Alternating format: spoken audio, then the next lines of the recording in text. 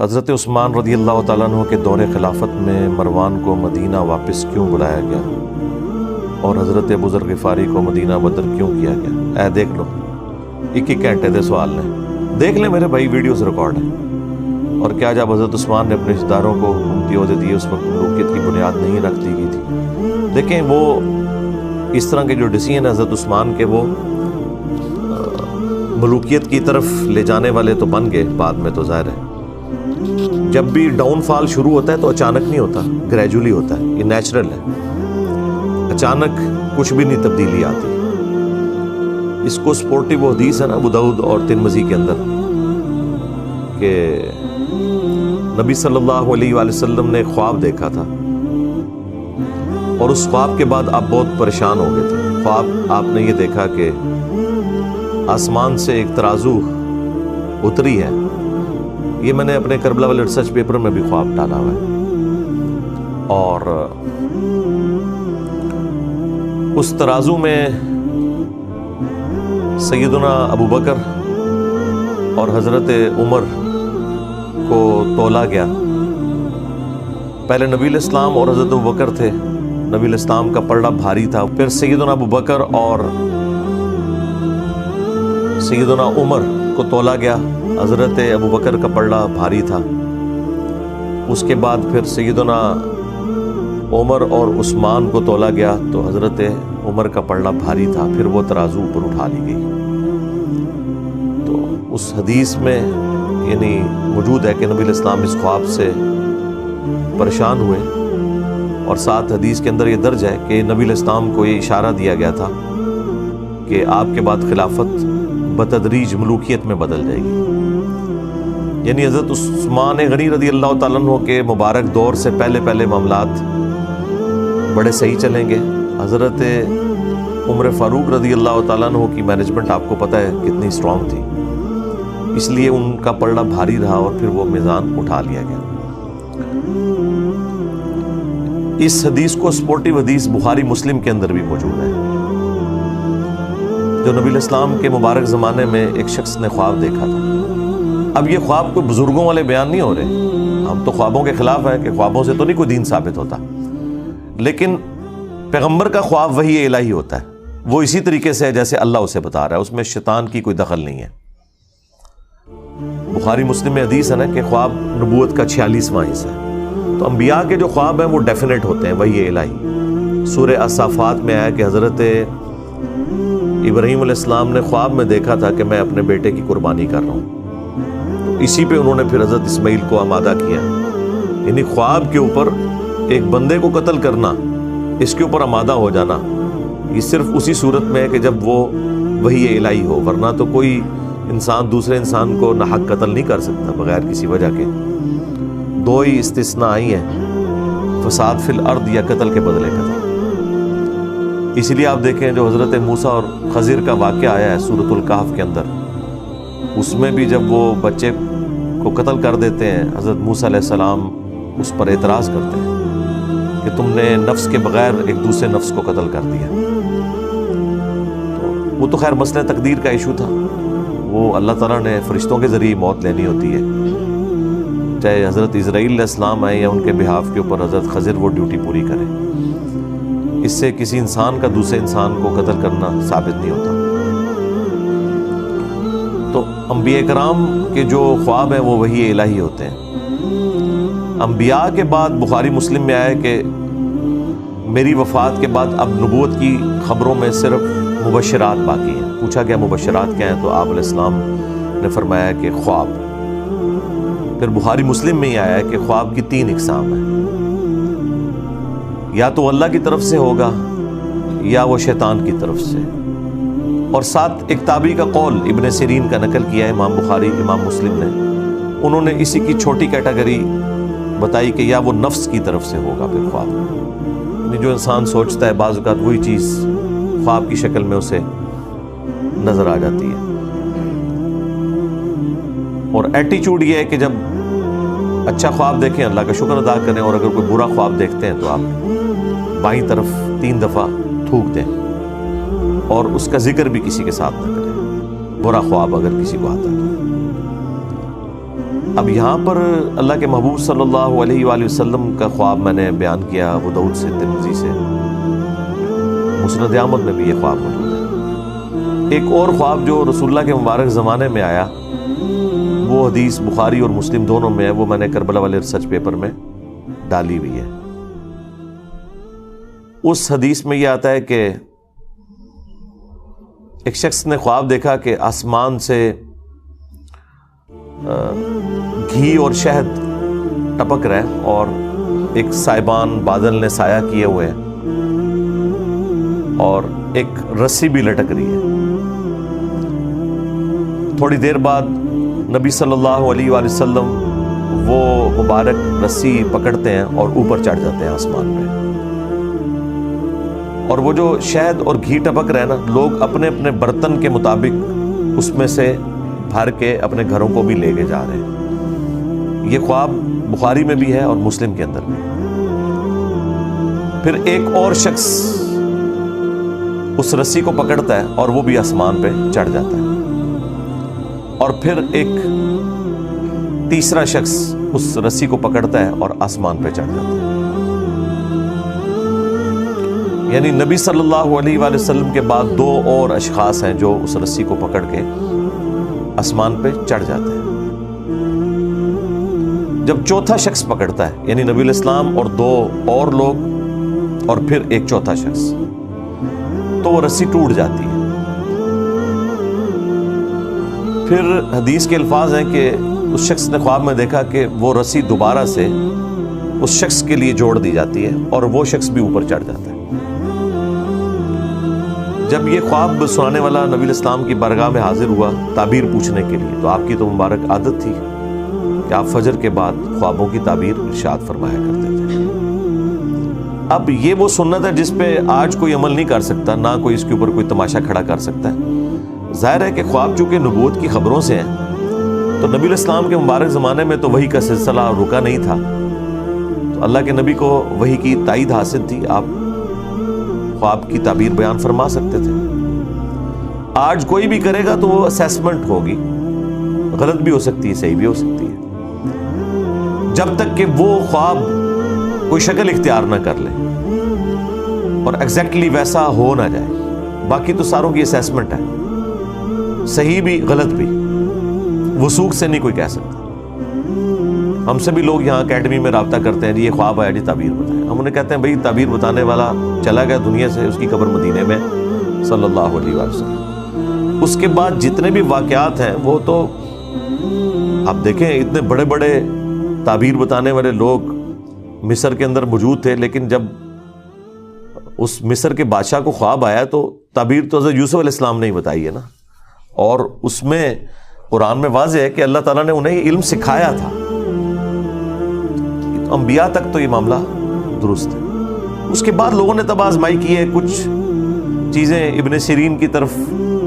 منسوب کی ہوئی ہیں، وہ ایک تعبیر الرؤیا کتاب بھی ملتی ہے مارکیٹ کے اندر، ایک تابعی تھے محمد ابن سیرین، ان کی طرف منسوب ایک کتاب ہے، وہ کتاب ہی لوگوں نے رکھی ہوئی ہوتی ہے، وہ آپ بار بار اس میں سے کوئی 8-10 خواب کی تعبیرات بیان کرنا شروع کر دیں روز کی، تو کچھ عرصے بعد آپ اس قابل ہو جائیں گے کہ قرآن و سنت کے مطابق نہیں، اس کتاب کے مطابق آپ لوگوں کو تعبیر بیان کر دیں۔ وہ میں بھی کر سکتا ہوں، لیکن وہ ایک خام خواہ کی تب آزمائی ہے، اس میں سے نکلنا کچھ بھی نہیں ہے۔ تو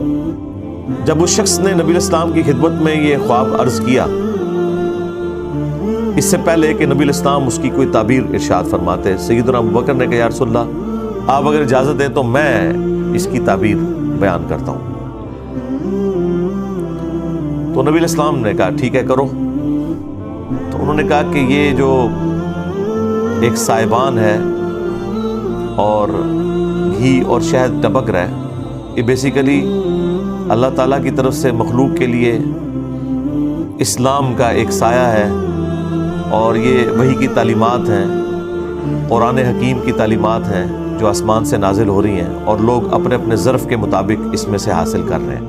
وہ شہد اور گھی کی جو مثال ہے، اور یہ سلسلہ جاری رہے گا یہاں تک کہ آپ صلی اللہ علیہ وآلہ وسلم اللہ تعالیٰ کے پاس چلے جائیں گے. یعنی وہ رسی سے جو نبی علیہ السلام کو اوپر چڑھتے ہوئے دیکھا تو یعنی آپ علیہ السلام کو موت آ جائے گی, آپ اللہ کے پاس چلے جائیں گے, اور آپ کے بعد ایک اور شخص اس سسٹم کو سنبھالے گا. لیکن خواب دیکھنے والے نے اس کی شکل نہیں دیکھی تھی اس خواب میں, بس ایک بندہ ہی اس نے دیکھا تھا کہ کوئی ہے, بیک سائڈ سے دیکھا ہوگا. ظاہر ہے اللہ تعالیٰ نے جتنا نبی علیہ السلام کا تو اسے پتا چل گیا کہ نبی علیہ السلام اوپر چڑھ گئے, لیکن دوسرا بندہ کون تھا وہ خواب میں اس بندے نے نہیں دیکھا ہوا تھا. تو ایک اور شخص اس مسند پہ بیٹھے گا, وہ بھی اوپر چڑھ جائے گا. پھر ایک دوسرا شخص بیٹھے گا اس مسند پہ, وہ بھی اوپر چڑھ جائے گا, اور جب تیسرا چڑھے گا تو وہ رسی ٹوٹ جائے گی, اور پھر اس کے لیے رسی کو جوڑا جائے گا اور وہ بھی اوپر چڑھ جائے گا. اب ظاہر ہے یہ اتنی کامل انفارمیشن تو نہیں تھی. اصل تو چیز یہ ہے کہ وہ رسی ٹوٹے گی کیوں اور وہ بندے کون ہوں گے. اب یہ سیدنا ابوبکر کو تو علم غیب تو نہیں تھا کہ وہ کون ہے, تو انہوں نے اپنی اسیسمنٹ کے مطابق تشریح کر دی. تو پھر رسول اللہ سے پوچھا کہ میں نے کیا تشریح صحیح کی ہے, تو آپ نے فرمایا کہ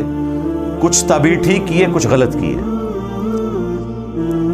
پھر حضرت ابوبکر نے کہا یا رسول اللہ آپ اس کی پھر صحیح تعبیر بیان کریں, تو آپ نے تعبیر بیان کرنے سے انکار کر دیا. ظاہر ہے وہ اللہ تعالیٰ اس چیز کو پردے میں رکھنا چاہتا تھا, لیکن چیزیں وہ مختلف انداز میں پھر کھلنا شروع ہو گئی بعد میں. یعنی نبی علیہ السلام نے نام نہیں مینشن فرمایا اس میں یہ کون کون لوگ ہیں, کیونکہ آپ کو پتا تھا کہ میں اس کی تعبیر نہیں, یہ پریکٹیکلی جب ایگزیکیوشن ہوگی تو لوگوں کو خود ہی پتا چل جائے گا کہ یہ کون کون بندے تھے اور کیا کیا ہوا تھا, اور وہ پھر وقت کے ساتھ پتا چل گیا. جتنا حضور نے بتانا تھا وہ تو بتا دیا. پھر سیدنا ابوبکر نے کہا کہ میں آپ کو اللہ کی قسم دیتا ہوں آپ اس کی تعبیر ضرور بیان کریں, کیونکہ حضرت ابوبکر کو بھی پتا چل گیا تھا کہ یہ کوئی عام خواب تو نہیں ہے. نبی علیہ السلام کے بعد مختلف لوگوں کا اس مسند پہ بیٹھنا, اور 3 بندے ہوں گے, 2 تو صحیح اسی طریقے پہ چل جائیں گے, لیکن تیسرے کی دفعہ رسی ٹوٹ جائے گی. تو یہ کوئی وہ تیسرا جو بندہ ہے نا, وہ اس بندے کے بارے میں پتا ہونا زیادہ ضروری تھا, جس کو پکڑتے ہی وہ رسی ٹوٹ جائے گی. وہ رسی کیوں ٹوٹے گی, یہ بڑا ایک حیران کن معاملہ تھا. پہلے 2 کا نہ بھی پتا چلتا, تیسرے بندے کا تو پتا چلنا چاہیے تھا کہ وہ کون ہے, کہ جس کے وہ رسی پکڑتے وہ رسی ٹوٹ گئی ہے, جو کہ پہلے 3 بندوں کی دفعہ نہیں ٹوٹی, نبی علیہ السلام اور 2 اور لوگ. اوورال یہ چوتھا تھا, لیکن رسول اللہ کے بعد جو 3 ہیں ان میں سے یہ تیسرا تھا. تو ظاہر ہے وہ بعد میں پتا چل کے حضرت عثمان غنی تھے رضی اللہ تعالیٰ, چونکہ وہ آپ نے پرچی لکھی ہے تو وقت نے تو پھر بتا دیا. ابو داؤد میں, ترمذی میں حدیث ہے, میرے بعد خلافت علی منہاج النبوہ 30 سال تک رہے گی. اور پھر وہ راوی حدیث کہتے ہیں کہ گنو, ابو بکر کے 2 سال, عمر کے 10 سال, عثمان کے 12 سال اور علی کے 6 سال. تو وہ تابعی پوچھتا ہے کہ یہ بنو امیہ کے لوگ تو حضرت علی کو خلیفہ ہی نہیں مانتے, بنو زرقا نیلی آنکھوں والے. تو حضرت سفینہ کو غصہ آیا, انہوں نے فرمایا کہ یہ ان کی پیٹھ سے جھوٹ نکلا ہے. سچ تو یہ ہے کہ ان کی جو حکومت ہے یہ شریر ترین بادشاہت ہے. اب بعض لوگ کہتے ہیں کہ حضرت سفینہ نے چونکہ یزید کا زمانہ پایا تھا تو وہ یزید کی طرف اشارہ کر رہے تھے, حالانکہ یہ بالکل غلط ہے, کیونکہ اسی حدیث کا ایک طریق مسند ابی داؤد طیالسی کے اندر بھی ہے اور مصنف ابن ابی شیبہ میں. اس میں آگے الفاظ ہیں کہ وہ راوی حدیث پوچھتا ہے حضرت سفینہ سے, نبی علیہ السلام کے آزاد کردہ غلام سے, کہ اگر خلافت 30 سال تک ہے تو حضرت معاویہ کا اسٹیٹس کیا ہے, ڈائریکٹ نام لے کے. تو اس کا مطلب ہے کہ وہ بات وہیں سے سٹارٹ ہو رہی تھی. تو حضرت سفینہ نے فرمایا کہ معاویہ مسلمانوں کے پہلے بادشاہ ہیں, یعنی وہ خلیفہ راشد نہیں ہے, نہ خلیفہ ہے نہ خلیفہ راشد ہے, وہ بادشاہ ہیں. ویسے آپ حکمران کے معنوں میں خلیفہ چاہے شہباز شریف کو کہہ لیں, نواز شریف کو کہہ لیں, زرداری کو کہہ لیں, عمران خان کو کہہ لیں, لیکن وہ جو ایک ٹرم ہے نا خلیفہ کی, وہ اس پہ پورے نہیں اترتے. وہ مسلمانوں کے پہلے بادشاہ ہیں. اور مصنف ابن ابی شیبہ میں الفاظ ہیں کہ یہ لوگ سخت گیر بادشاہ ہیں اور ان کا پہلا بادشاہ معاویہ ابن ابی سفیان ہے۔ اب اس میں انہوں نے پہلے کا نام بھی لے دیا، یعنی وہ یزید سے بات شروع نہیں کی، انہوں نے یزید کے والد سے بات شروع کی، یہ بالکل کلیئر تھا۔ اور مسند احمد کی حدیث کے اندر تو الفاظ ہیں کہ نبی الاسلام کے دنیا سے اٹھائے جانے کے بعد خلافت علی منہاج النبوہ ہوگی، اور پھر اللہ تعالیٰ جب تک چاہے گا اس کو بھی رکھے گا، پھر اسے بھی اٹھا لے گا، اور پھر اس کے بعد کاٹ کھانے والی ملوکیت، یعنی اپنے دشمنوں کو کاٹنے والی، وہ آ جائے گی، پھر وہ بھی اللہ تعالیٰ جب تک چاہے گا وہ رہے گی۔ اس کے بعد جابر حکمرانوں کا دور، اور پھر آخر میں دوبارہ خلافت علی منہاج النبوہ آئے گی۔ اس میں بھی واضح طور پر یہ تبدیلی کی طرف اشارہ تھا۔ پھر بخاری مسلم میں ایک بڑی حیران کن حدیث ہے، حضرت حذیفہ ابن یمان جو رازدار رسول تھے صلی اللہ علیہ وآلہ وسلم، ان کے بارے میں وہ اپنے شاگردوں میں بیٹھے ہوئے تھے، تو حضرت عمر فاروق رضی اللہ تعالیٰ عنہ اس وقت امیر المومنین تھے اپنے دور خلافت کے اندر، تو وہ وہاں ان کے پاس آئے، تو انہوں نے لوگوں کی موجودگی میں حضرت حذیفہ سے کہا کہ حذیفہ ذرا مجھے وہ حدیث سناؤ جو تم نے رسول اللہ سے فتنوں کے متعلق سنی ہے کہ حضور کی وفات کے بعد فتنے آئیں گے۔ تو انہوں نے کہا کہ وہ تو بہت ساری احادیث ہیں۔ تو حضرت عمر نے کہا نہیں، میں اس بڑے فتنے کی بات کر رہا ہوں جو سمندر کی موجوں کی طرح آئے گا، آج کے دور میں آپ سمجھ لیں سونامی کی طرح ایک بڑا فتنہ مسلمانوں کے اوپر نبی الاسلام کے بعد۔ تو حضرت حذیفہ نے کہا اے امیر المومنین، آپ کو اس فتنے سے کوئی ڈر نہیں ہے، اس لیے آپ تو بے فکر رہیں، آپ کا اس فتنے سے کوئی لینا دینا نہیں، آپ اس فتنے میں مبتلا نہیں ہوں گے۔ تو البتہ فتنوں اور امت کے درمیان ایک دروازہ ہے، جب تک وہ دروازہ نہیں کھلے گا نا، وہ فتنے اس امت میں آئیں گے ہی نہیں۔ تو سیدنا عمر نے کہا کہ مجھے بتاؤ وہ دروازہ کھولا جائے گا یا توڑا جائے گا؟ تو حضرت حذیفہ ابن یمان نے کہا کہ وہ دروازہ کھولا نہیں جائے گا، اسے توڑا جائے گا، یعنی زبردستی وہ دروازہ ہٹایا جائے گا، جس کی وجہ سے امت کے اوپر فتنے اور آزمائشیں شروع ہو جائیں گی۔ بس یہ گفتگو کر کے حضرت عمر وہاں سے چلے گئے۔ اب شاگردوں کو پھر کھلبلی مچ گئی کہ